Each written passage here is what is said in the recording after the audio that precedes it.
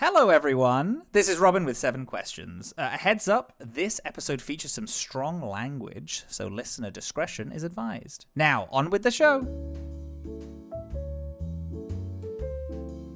Welcome to 7 Questions, a Hear Your Story podcast using 7 questions from the Tell Your Life Story guided journal. Here we share the stories of people who've lived storied lives. Now, that includes everyone, of course, but today we have Chris on the show, so let's get to know him, shall we? Hello. Hello. Hey. How you doing? Do you want to introduce yourself? Tell us what you do. Yeah. Name's Chris Fields. Live in suburbs of Ohio. Currently, I've been doing artwork most of my adult life, both professionally and just personally. I worked as a commercial artist for 25 years. And in the last few years, I've gotten more into the construction side, cool. of things. And so I'm doing estimating work, as for a construction company. And it's actually really fascinating work. And doing any artwork, any freelance or just any projects that I want to do for myself on the side. Cool. Yeah. What type of what do you have any personal projects that you're working on now? You said you do things on the side. Yeah. At the moment, I am doing a bit of housework. Cool. I've been renovating a house that we've lived in for over 10 years now and I love that. turning it, into what we want, instead of what we bought. And so, what that takes up a bit of time. I have some things brewing in my head, but nothing that I've actually started. I recently finished up a tabletop actually that was made out of 2x2 strips of wenge wood. Oh, and, sure, nice. Ended up turning out to be quite nice. And, nice. Yeah. Oh, cool. You ready for the first question that we have here? Sure. What makes you lose track of time because you love doing it so much? This doesn't even have to be work related. This could be truly anything.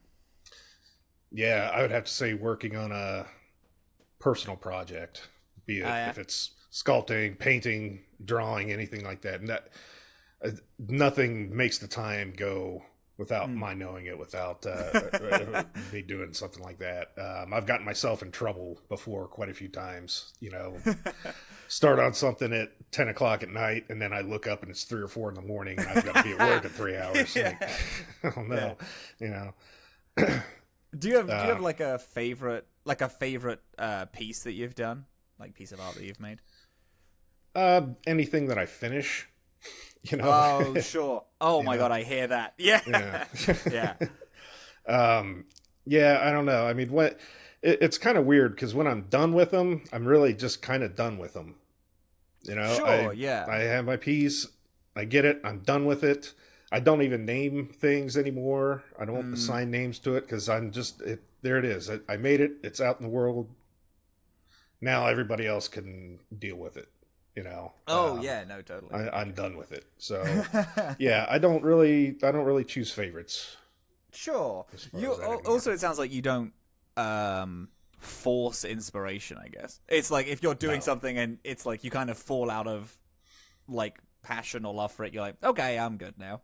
You've gotten what you needed out of it, and yeah. Absolutely. I've tried forcing inspiration before, tried forcing, projects, forcing something, and you can always tell.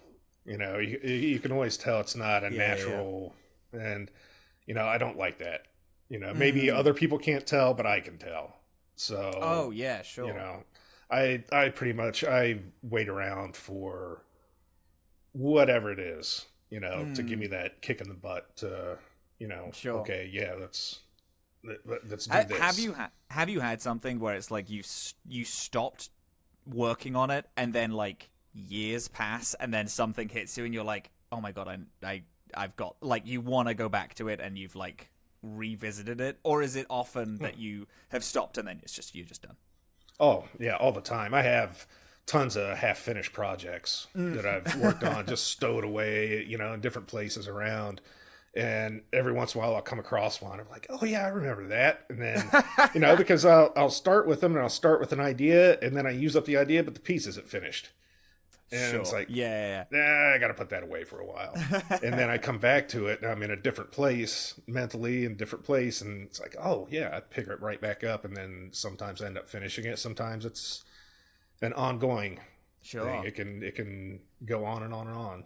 I'm not really sure if any piece is technically ever finished, but it's just when you choose to let go of it.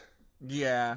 Well, yeah, I mean, hey, listen, there's something in that. You could even say that, like, you have things that are quote unquote like half finished, but when you're done with it, then it's finished. It's like it's done. Like, even though this is like technically half done, I am finished with it, and therefore it is finished. Yeah. That's kind of a cool thing. Do you have like a kind of genre of thing that you're making, of things that you make that are your like favorite things, or like a preferred theme, I guess? I do kind of gear towards unsettling images, shapes, or things that don't really look like they should work the way that they are. Certain I've got a little end table that I made that's actually acrylic top that I melted to look like flowing fabric, and has wooden leg bases, and it's all cantilevered, and it just looks like the thing should just fall to pieces. And it's actually pretty solid. It's it works pretty well. And it's kind of strange looking, and all that, but I tend to like to go towards the things that most people I think would find be a little uneasy. I looked on your website and I've seen the things, and I think it was a big, because it was myself and Madeline who is like the producer, and we were looking for people, and I know that you reached out on Twitter, and he was like, what do you think about Chris? What do you think about this guy? And then I looked at your kind of the theme. I'm not saying that this is what your things are, but I'm a big horror guy, and I looked I was like, man, these things have a great feel to it. Like, a great vibe. I'm so into this. So I also really like the kind of unsettling nature of some certain things that you make. Question number 2, how would you describe your family when you were growing up? Well, I grew up, in the late 70s and all through the 80s. The things were a little different then, I guess. That was my parents, that was the first generation where the mothers would go away to work, and we were, the latchkey kids, if you will. And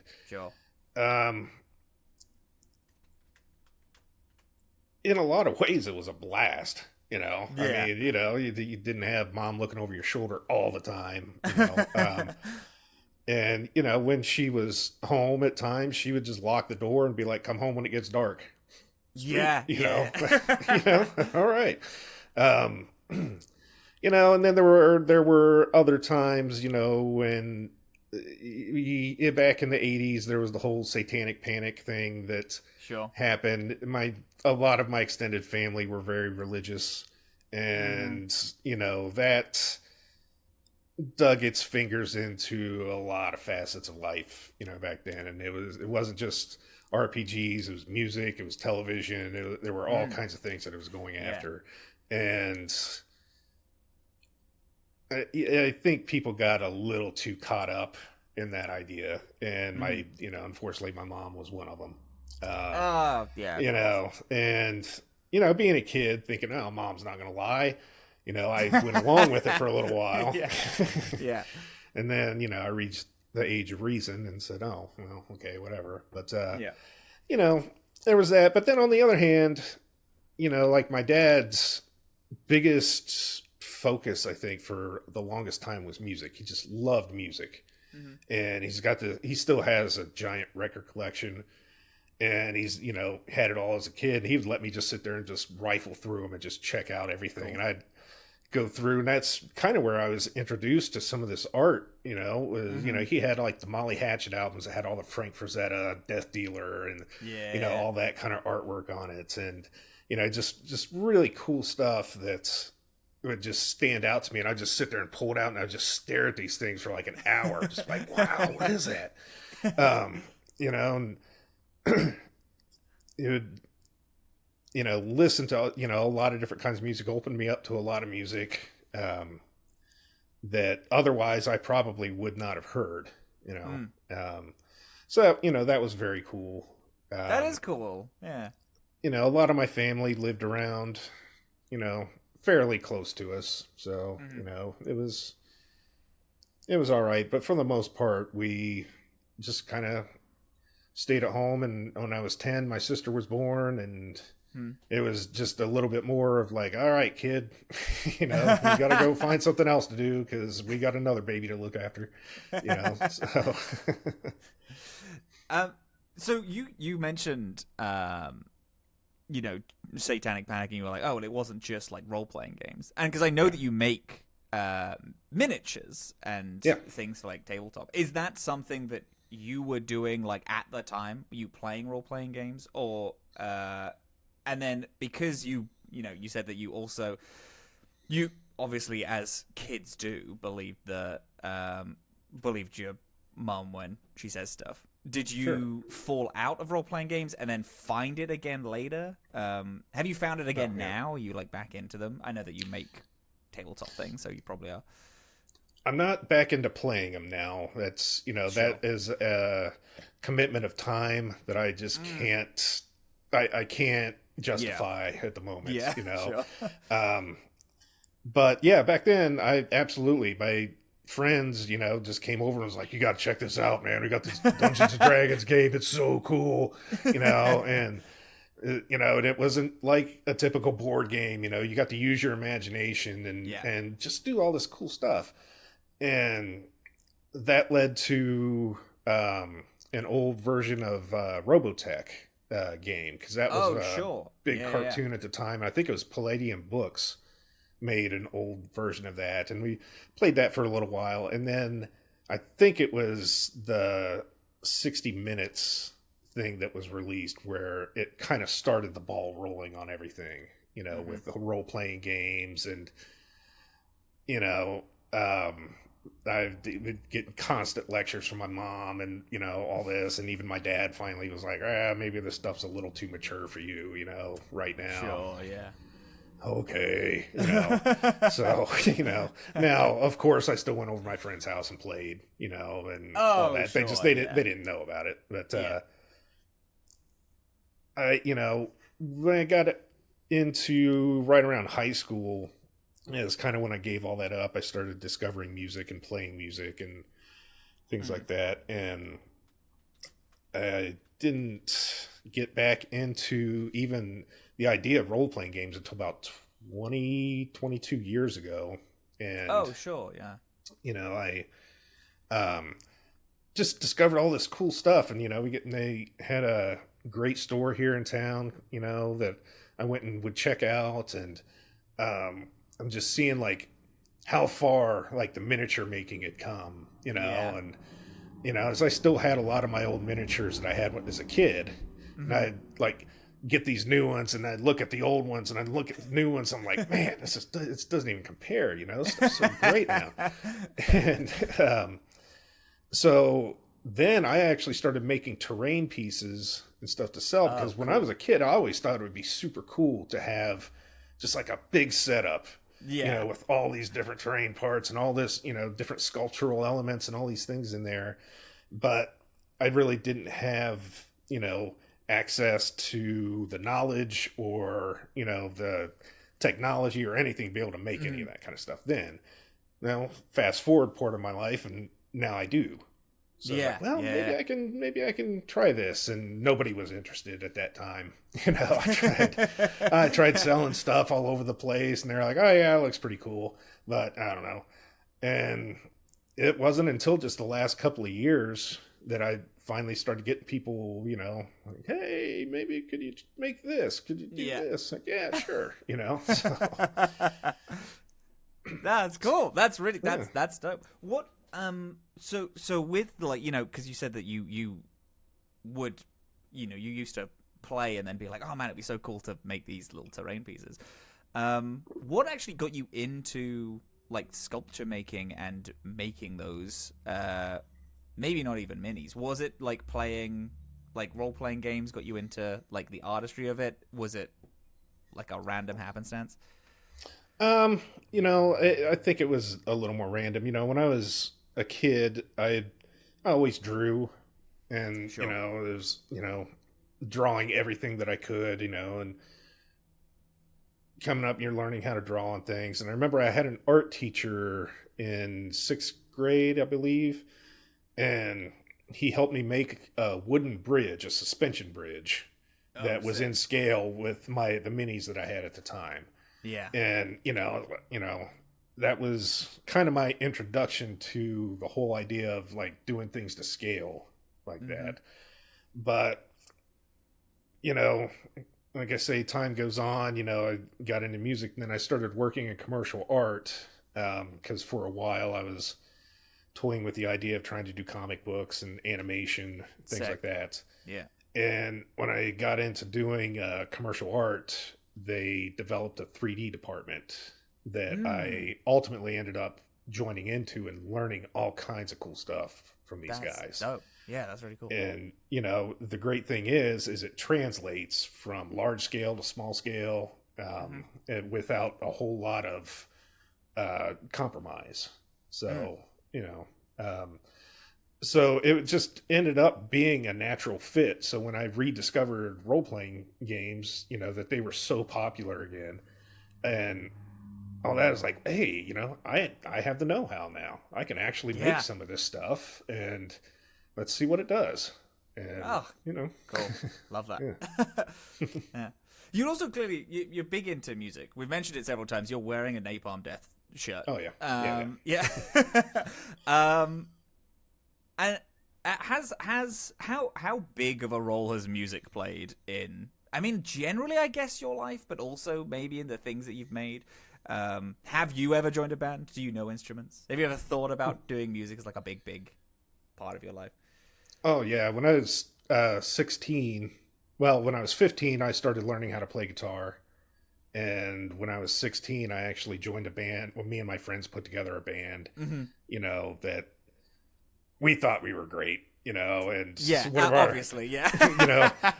One of our friends' older sister thought we were pretty good too for some reason, and she decided to try and manage us and like was booking us gigs here and there, and actually almost got us signed to I think it was a jazz label. And they were going to have us tour up and down the East Coast, or whatever. Yeah. And we're like 16 years old, We're like, holy cow, this was easy, The funny thing was, we were awful. We were just terrible. And sure. I really don't think anything would have come to it. But then you and almost got signed. You almost got signed and you had people who liked you. Yeah, that's just the funniest thing. You have people that'll back you. Anything can happen, I guess. But, once that fell apart, I kept pursuing music because I really thought music was going to be the thing that I wanted to do. Yeah. I thought that was going to be my creative outlet. That was going to be the output that I was going to give to the world was, some music of some way, some sort. And for the longest time, it was, the heavy music, really, and it got heavier and heavier. And then one day my mind just opened up to all different kinds, different stuff. I just started listening to different kinds of music and was like, I actually like that too. Yeah. And started, going around and just listening to all different kinds of stuff. So my musical interest and the kind of music I wanted to play and all that changed. And it became harder and harder to find anybody who was really interested in being, I don't know, doing something a little bit offbeat, Sure. around here. Yeah. most of the people that I've ever met that did music, everything had to be regimented. Everything had to be structured. Everything had to be done just this way. And I don't know. I was a little bit more of, let's kind of just get together and see what happens. See what sounds right. And I found a group of guys that we did that, and it actually was going quite well, I thought. And, I'm thinking, okay, maybe this is it. Maybe this is the good, springboard that we're going to need. And then come to find out, the guy that was playing bass with us was just his screw around time until, for the summer, until his big job started. It's just and that kind of, I don't know, that kind of just crushed that whole spirit, of music for me. And I played in a couple of other bands after that, and my heart just wasn't into it anymore, you know? And so I was like, you know what? I feel like I'm wasting other people's time, not just my own. I don't want to waste anybody's time ever again doing this, because I really don't like it that much anymore, as far as playing. Now, listening to music, it's, that's a different story. I always want to have music in my life. It was a big part, like I said, it was a big part of growing up. My dad, always wanted music. He always wanted to share music with me. Yeah. And, just the continuous discovery of different kinds of music that's out there, because there's so much stuff's been recorded over the last 150 years. I mean, it's just amazing, and to keep finding things that you've never heard of, that it's like, wow, that really resonates with me. I really like that. It's awesome. I love it. Oh no, absolutely. I mean, nowadays when anyone can make music, there's like thousands of new songs being posted everywhere, and like 3 new genres a month that's coming out. Have you always remained in the same area, like Ohio, in your life? Because you were just talking about how it was hard to find people who you wanted to play music with in your area. Have you just have you always been in Ohio, in like the same zone? Yeah, most of my life. I mean, I was born out west. I was born in Tacoma, Washington, but that was mainly, sure. My dad was in the Air Force and he was stationed out there. And very good. Yeah. My mom wanted to come back here to be close with her family, and my dad's family wasn't too terribly far from here, so they decided to move out here when I was still very young, and we'd stayed here ever since. There were a couple of close calls with me maybe moving somewhere else, but it just never developed into anything. Sure. Yeah. So there's never been a shortage of musicians around here, but musicians who are willing to experiment or try and do something is hard, Yeah. No, totally. I get you. Right. Moving on to the third question. I had a lot of questions to ask you there. Yeah. I was excited to hear about your life. So, question number 3 here.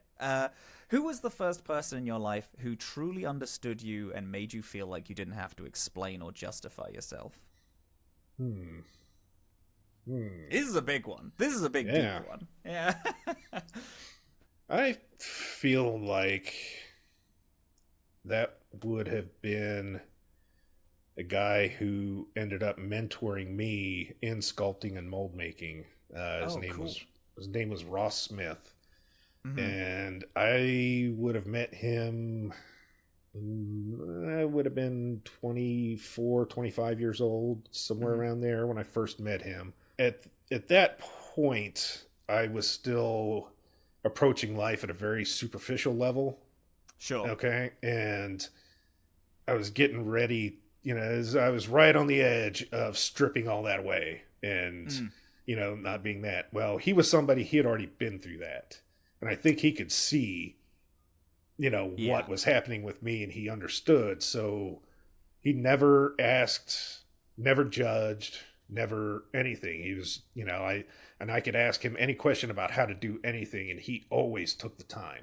He would always sit down and take the time, and, he didn't do it mockingly. He didn't do it, because there were some things. I never went to college for art. I never went to college for that. But working where I worked, especially when the company was first starting up, they were getting guys straight out of college, straight out of art school. Columbus College of Art and Design is here. And they would come in and some of these people, they were nice, but they would have a real attitude about trying to pass on knowledge, to somebody who didn't pay as much money as they did to go get it, or whatever the reason. I just shouldn't just pigeonhole everybody into that, but whatever the reason was. And he was never like that. He was always so willing to share his knowledge without judgment, without, asking me, what are you doing? What's wrong with you? Whatever. It was just, hey, and like I said, never had to explain myself to him. That's cute. How did you meet him? We met at that job. He was brought on. They, at one point in New York City, they have a McDonald's that's like 2 or 3 stories tall, or they had a McDonald's, and they wanted to make a giant scale model of New York City to go inside of the McDonald's. With, and they had like a big Ronald McDonald float that they wanted going down in there. Well, he was one of the model guys that they brought in to do that. And I got to be in the same building while they were, creating that. So that's kind of where I got to meet him. I was not working on that. I was doing other things for the company at the time, but I got to see, I was like, holy cow, this guy's a talented dude. He can do all kinds of stuff. What is that? And so I just started inquiring about things, and he was just so happy to talk about it, and just, any knowledge that he had that he could share, he did. And it was just so cool. Unfortunately, he ended up passing away suddenly. He was 36 years old and fell over dead of a heart attack. Jesus. Yeah. So the short time I got to know him was great. Yeah, I'm so fascinated by this scale model of New York in this giant McDonald's now. I've started furiously Googling it. That's so interesting. That's so weird. I do know that one, I don't know if it's still there or not. One of the guys, when he was installing it, he was in there. It was like 3:00 in the morning, and he's trying to put up one of these buildings, and some drunk lady came in and vomited all over it. And he apparently he just lost it. He just went completely banana ape shit on this lady. Yeah. And because you can imagine they worked on this thing for months and months and months. And it's a miniature model. You can't wash it. Yeah. Yeah, they've got all this grass flocking and everything down in there and all that. Oh, man. All right, so what period of your life do you think shaped you the most, and how did it change you? From what we've been talking about, you have a lot of lives you've lived. We got, sculptures, and then now we're in construction. We had the miniatures, music, and musicians that we've hit several times. What period of your life do you think is the big one? I think I touched on it just a little bit ago. When I was first getting into the music and doing all of that, in a lot of ways, it was on a very superficial level. It was all about, you got to look the part, you got to be, this and that. Yeah. And that carried over when I first started doing art as well. It was kind of, artists have to, be funky. Artists have to look the part. Artists have to be this. Artists have to do that. I had green dreadlocks and a purple beard. And, whatever. Yeah. I mean, that's all fine. But it was so unsatisfying. Over the long run, it was just like, oh, what, this isn't doing anything for me, and what I'm interested in doing is learning how to make. I want to learn how to make whatever I want to make, and I don't want to sit here and twiddle my hair, I don't want to worry about that stuff. That's not, and it grew to be not important to me. And moved into an apartment, mid-rise apartment building, and threw away my TV, and all I had was music. Yeah, all I had was music and canvas and paper and sculpting tools and clay. And I shaved my head, shaved my beard off, and I got to work, you know. Damn, and huge. And I think that was probably the beginning of the really formative time. Yeah, you know? Sure. How old were you when you did that? I think I was somewhere around 25 when I started doing that. Somewhere 25, 26, something like that. Mm-hmm. And, you know, because, you know, to go on top, you know, with all that too, I was going out with my, you know, buddies all the time. We're going out to bars like every night. And, you know, just, you know, let a young person do that, whatever, you know, but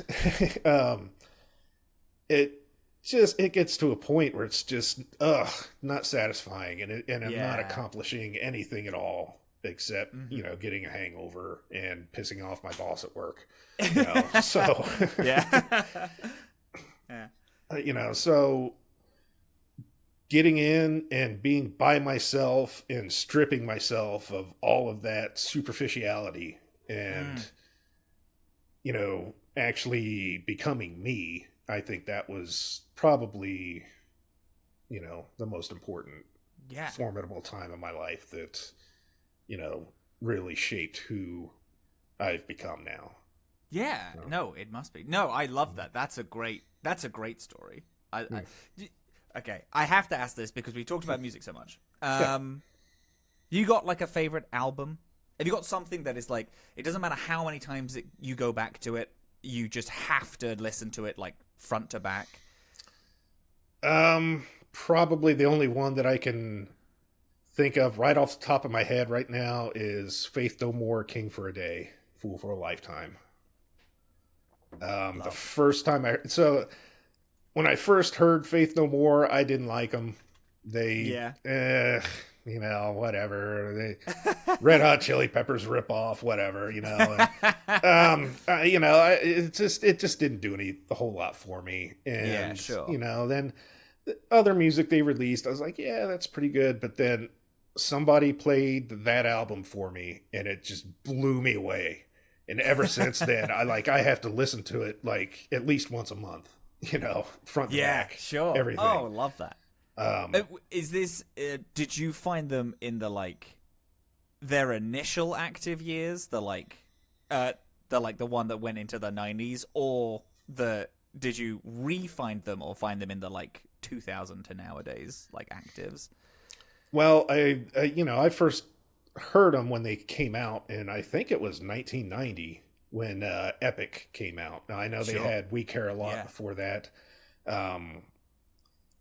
but you know, back in the MTV days, that's where you got to be introduced to a lot of music. It was the pastime in my house. I would just sit in the front room and doodle, and my mom would put on MTV, and I would just watch that all day.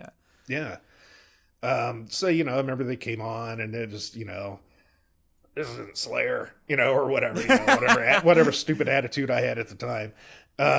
And I just didn't pay attention to them for a little while. And I'm trying to remember what year that album actually came out. It was like 94 or 95 maybe.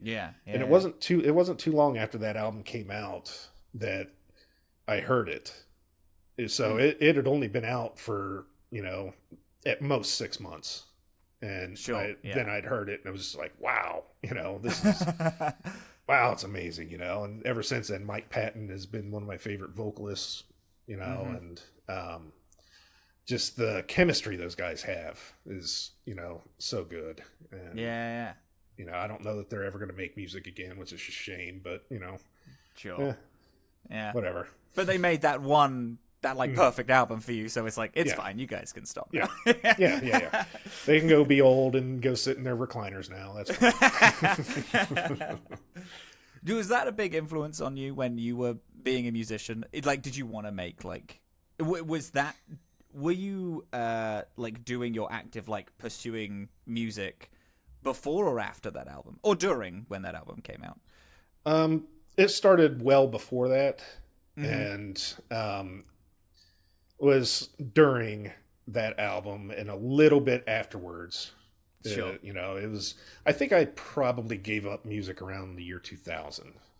Okay, sure. I think so. Trying to get a timeline here. It may have been 1989 to 1990 to about 2000 was cool. Yeah. the kind of the big time period for me. That's a solid chunk of time. Really giving it a go. Yeah. When we were first starting out, we thought we were making like really heavy music, and we weren't. You know, and you know, as things progressed, you know, things like that Faith No More and stuff like that, like really influenced what, you know, I was kind of interested in doing something that's a little offbeat, a little different, you know, that's not just a straightforward, you know, whatever, but, yeah. Yeah, love it. No, that's great. I love it. I actually haven't listened to that album, but like I'm looking at the like related artists, and I'm like, oh yeah, these are all people that I was like into. So yeah, I'll straight up, I will listen to that, and then I will email you, and I'll be like, yeah, this is a good album. Before I get too whisked away in questions, I have something for my dear listeners to marinate on. Recipes. Family recipes, to be exact. We ask all these questions about people, but what about questioning food? Maybe I just have the holidays on my mind, but I also want to know what my dad puts in his bread and butter pudding recipe. I know that is so British, and it doesn't sound good. It is so delicious. It is one of my favorite things that he makes, and I don't know how he makes it, but great news. In addition to Tell Your Life Story and other fantastic guided journals we have Hear Your Story recipe journals. These are books where they are places for family recipes as well as the stories connected to them. That way, when you pass down a soup recipe, you pass down a whole lot more. Check out Mum, I Want to Learn Your Recipes and more recipe journals on our website, in stores, and on Amazon. Back to it. Here are more questions with Chris. All right, question 5. What is the question that you're afraid to ask yourself? This is when we start getting deep. I think the biggest question, and I was actually confronted with it a couple of years ago, was, did I waste my life working so long in the commercial art? Sure. So working in that kind of field, working specifically commercial art, you know, and I don't know if you know what that really entails. It's providing a lot of retail companies and stuff with their decor packages for when they're renovating, or, you know, all kinds of stuff. And for quite some time there, a lot of American retailers, restaurants, things like that were getting a lot of different custom items that, you know, would be molded and cast and painted, and they'd have knockoff paintings of something except done in their style, put in, and I don't, if you've ever seen a Red Robin restaurant. I haven't, no. Okay. There's Red Robin restaurants, and one of their things is a mascot of a bird. It's a big red bird giving a thumbs up. Yeah. And I probably painted 80% of those that are standing in the restaurants. Whoa. You know. Whoa. Yeah. And it's all cool. It all sounds cool, but it really doesn't do anything to prepare you for what's going to come after. Okay, and yeah, sure. When you're in it, you're kind of convinced that this is it. There is no after. There's not going to be another anything else going on. This is what I'm, good at doing. This is what I'm going to do. And then everything falls apart, and these jobs go away, or something like COVID happens and the job goes away. Yep. And I have to make a decision. Do I want to keep following the same people around town to all these different companies, to all these barely established companies, and work there for a little while until either they decide, let's get this old guy out of here, or they just completely collapse, which happens constantly, in that industry now. Yeah. Or do I want to try and pave my way going somewhere else? Do I have it in me to reinvent myself? And it was getting a little hairy. It was getting a little hard, when you're not getting phone calls, you're not being taken seriously by anybody, and I actually sat and I told my wife one day, I was like, I'm afraid that I wasted my life on that company, and it's a shame because I learned a lot from them, it's not, I'm not trying to knock them, but probably the lifespan I should have stayed in a business like that was 5 years. You really can't get any more out of them. You're not going to get retirement from a place like that, not real retirement. You're not going to be able to move up in a position to where you're actually, somebody there, because it's a very insular, and they keep things a certain way because, I don't know what kind of shady business practices they had going on behind closed doors, and I'll never know, but something was happening, something was working for somebody. And those, the kind of trade that you learn there isn't necessarily transferable to the rest of the world. What can I do? I can sculpt a big giant thing out of foam. Hey, let me come work at your accounting firm. It doesn't really work. Yeah. Sure. Now the last few years that I worked there, I started doing estimating work for them. They had a need, and I knew the 3D stuff in and out, and they were having a lot of trouble figuring out how to price that stuff and make it profitable. So I stepped into that role to help them out with that and learned quite a bit about estimating. So that was, a good thing, because that's what I ended up moving on doing. And these guys at a company that was called All Steel gave me a chance, and they brought me in, and, it was great. And it kind of opened my eyes also to, there are people out there that are wanting to do business a better way, you know, and, unfortunately things didn't work out with All Steel, but then I'm currently working for a company called Lehman Damon, and it's amazing because they're the same way. They're interested in building people, Oh, love that. Sure. And, are not interested in tearing people down, and it's quite, quite eye-opening, and it's quite refreshing, and I'm feel just totally grateful that I've found this place, and they gave me an opportunity, because I was there for a minute, like really thinking like, oh man, this is, Sure. Yeah. I stuck around too long. Did you find an answer to that question, like in yourself? Do you think that you wasted time? Because I don't know the whole story, but I mean, if you learned stuff from it, if you're able to if you're able to get living and life out of it, you were paid and you were able to live in a place and get, I don't know if you got big friends from there, but if you learned stuff, definitely that's great. Do you think that you did actually waste it? It depends on what perspective you want to look at it from. Sure. When we were sitting in the middle of it, it was, at times it was so inspiring to work for these people. It was like, oh my God, this is, these guys, I'll run through a wall for these guys. It's amazing. And then a lot of the time, it was like I was watching somebody jam feces up their own asshole with a stick. It was just like, it's like, what's going on here? What are we doing?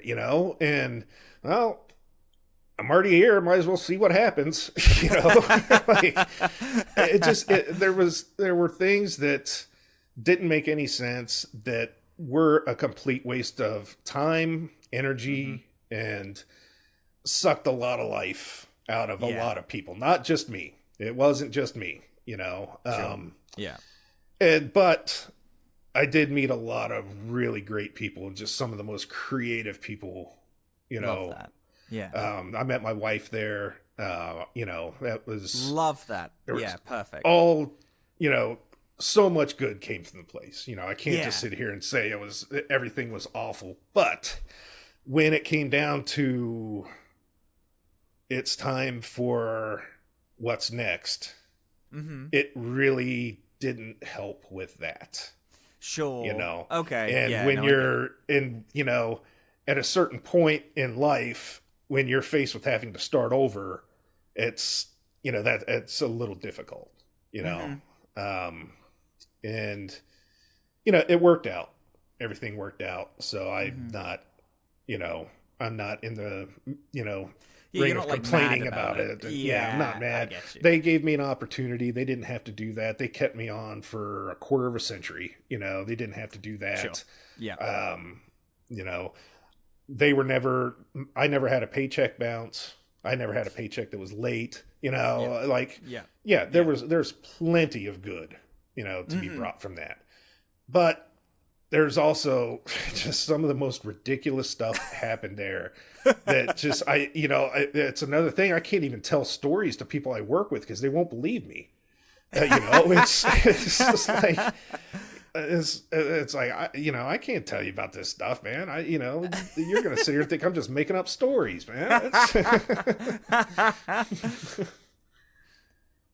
Do you have a story? Do you have a wild story that you can share, or are you not able to share any of them? Oh, God, I've got all kinds of stories. So I shared an office with one guy for 10 years. Last 10 years we were there when I was doing estimating. And I think he got this from The Sopranos, where he always had to have somebody in his sights. Okay? He ran the estimating division. And when I started down there were 6 people that worked. We worked in the basement of this building, and there were 6 of us down there. And one by one, people just started disappearing, and it was because of him. And I'm like, interesting. Like they'd lose their jobs, or they'd lose their spot. They'd have to get moved to a different place. Okay, yeah. And I started picking up on this little game. I'm like, this dude's he's just playing games with these people. And it got down to where it was just me and him, and he started putting his crosshairs on people in project management, account management, things like that. Yeah. He'd come up with funny little names for him. One kid, poor kid, he nicknamed him Ziggy. And I don't know what that was all about, but he Stardust, like David Bowie, Ziggy Stardust. Either that or the little cartoon, from the Sunday cartoon. Yeah. I have no idea, but he picked on Ziggy until Ziggy quit and left. And then I started noticing he was doing weird stuff when I was down there. Now he had on his desk, he had one of those like bellhop bells, that you ding. And he disassembled it, turned the bell upside down, and put all the guts inside of that bell. Now that base is like, that's cast metal. That's really hard stuff. Yeah. He would sit there with that bell upside down, and he would just bang it on that damn base for hours on end. And he'd just be staring at his computer screen, banging on this thing. And I'm just like, all right. And he had next to it, he had a stack of poker chips. And they were like real poker chips from a casino. They weren't like little plastic Milton Bradley things. And he'd sit there and he'd work in like a place in Twin Peaks. Yeah, exactly. That's what I'm saying, And he would sit there and he would just shuffle these damn poker chips. And I knew what he was doing. He was trying to get me to complain about it. He was trying to get me to tell him, dude, knock it off, so that he could go complain to somebody and get me kicked out of there. Well, I refused to do it. I would not do it. I put up with that shit until he went on vacation.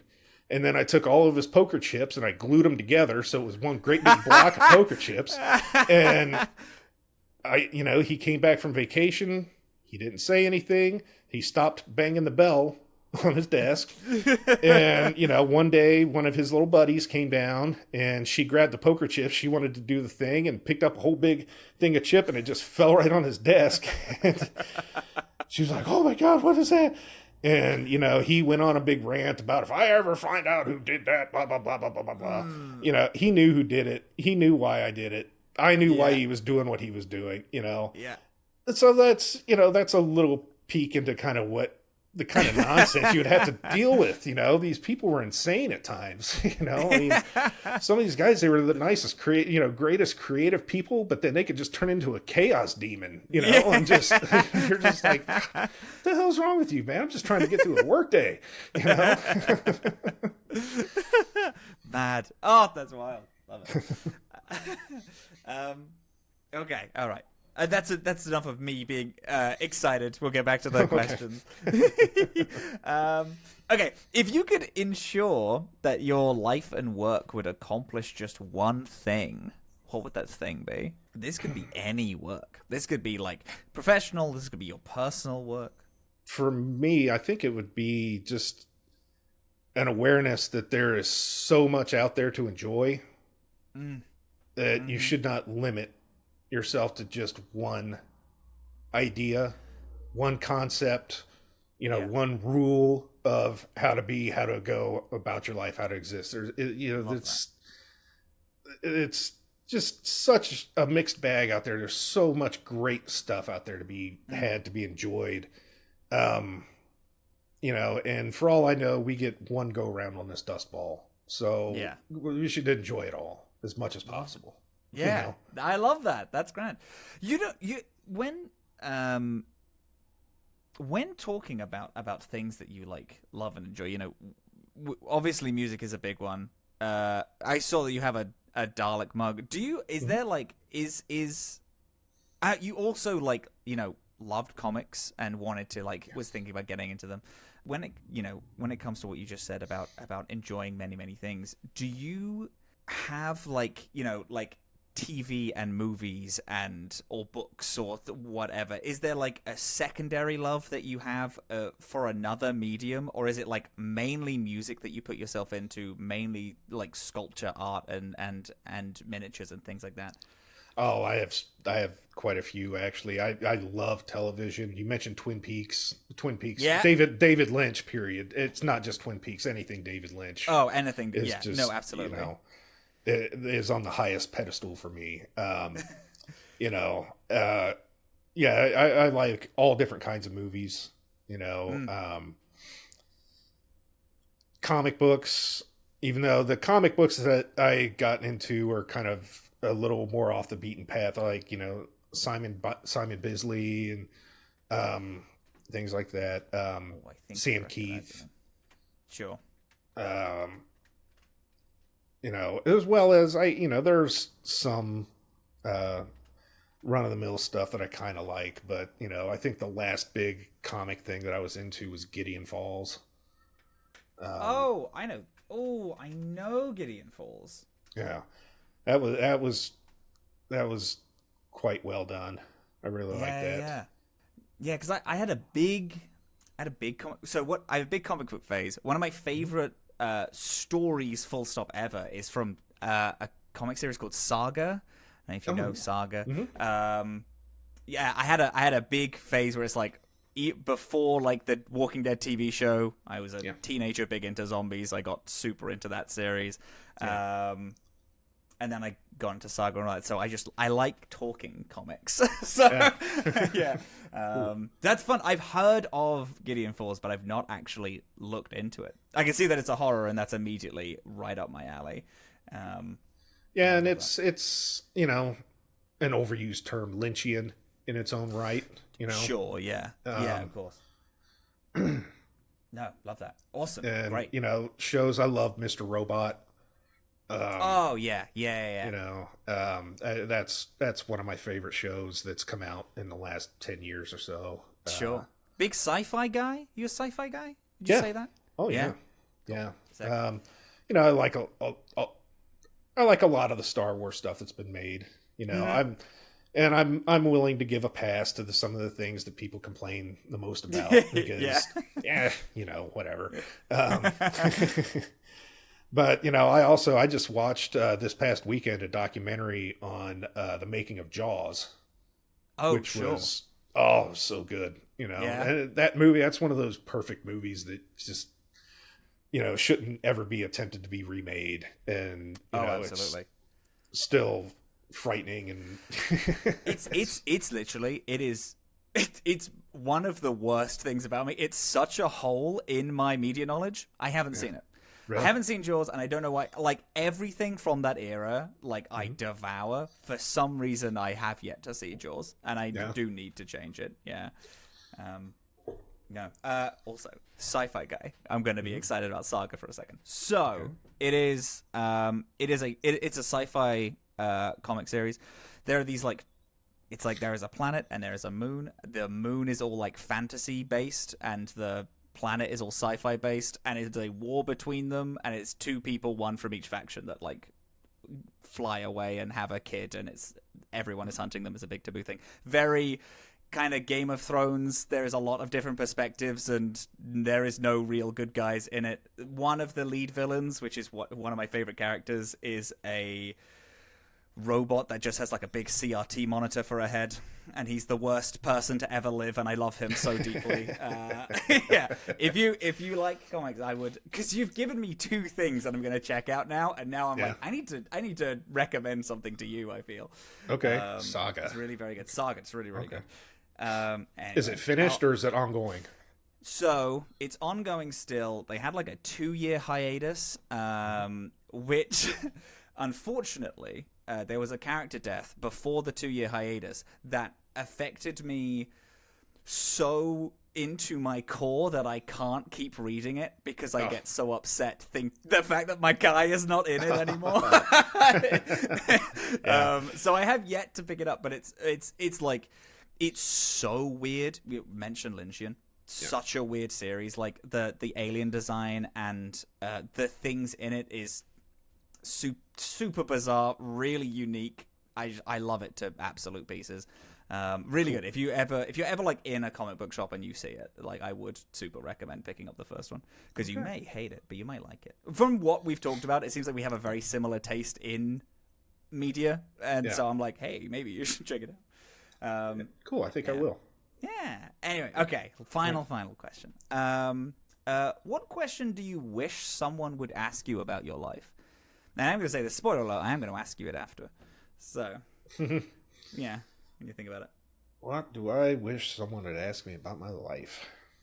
That's a tough one, because I'm pretty actually closed off, from a lot of conversation, and when people ask me a lot of personal questions, I start to kind of clam up a little bit. That's interesting, because we've talked a lot, and you've been really open, seemingly to me so far, during our convos. I don't know. Sometimes it works. I get it. Sometimes it doesn't. No, I understand. Maybe had things turned out differently with music, how far would I have pursued it? How far would you have pursued it? As far as I would have been allowed to take it. Yeah. Let's do like dream perfect world. What do you think you would have gone into in music? Do you think you would have like decided to go producer route? Did you like the performing? Would you have helped other people like get to studios and things like that? The thing that I probably enjoyed the absolute most was the recording process. And love that. Around here, there was it may still be there. It was a multimedia college in, I think, Circleville. And they had a full-on recording studio, and they offered 8 hours of free recording time for anyone who wanted to book it, so that they could have students actually working on, mixing and learning all this stuff. Well, the one band that I was really clicking with, we decided to take out an 8-hour block there. And, we showed up, and like I said, most people, everything's very regimented, everything's very 1, 2, 3, whatever. We were doing all kinds of weird stuff. I had these big cardboard sonnet tubes that I put at one end of an amplifier and a microphone all the way at the other end, and was playing through that. And it was experimenting, just doing fun stuff like that even the guys at the engineering that place that see so much stuff, they were just so bored over it. They were getting excited. They're just like, yeah, man, this is cool. Let's try this. Let's try that. And so much so, they actually, a few months later, called me up and was like, hey, do you guys want to come record again? Because we got a whole new batch of kids. It's like, we're not playing together anymore. But I probably would have explored going into that kind of recording engineering, or doing, working in a recording studio would probably have been my final landing spot. Yeah. Has there ever been like, with working in construction and especially doing all art, has there ever been a moment where you're like, you could make a studio, and then you could kind of get people in to come and help them record and get all these young artists? Or is that a thing where you're like, you don't really have that much passion or for that thing? Like, if it was there, you'd love to do it, but yeah, I'm so far removed from that now. Sure. Yeah. That I honestly don't even know what kind of gear and equipment would be would be there and how to even start running it. I'd have to relearn everything again, and I just don't have that in me. No, I get you. I understand. Yeah. Well, it's been an absolute honor talking with you, pal. Thank you so much for having me. Nice time. No, please. It's been a great honor. I've had a great time just talking about just getting recommended a bunch of different things. I love that. So if anyone who's listening, if they were like, oh, I want to know more about Chris, where would you send them? You can see work that I've done on my website, 513studios.com. Or if you type in 513 Studios on most of the major social media platforms, I should come up. Love that. And everything, it's mostly just about the artwork that I make. I don't go off on political rants. I don't go off on this and that. I steer clear of all that. It's just about, sharing art and,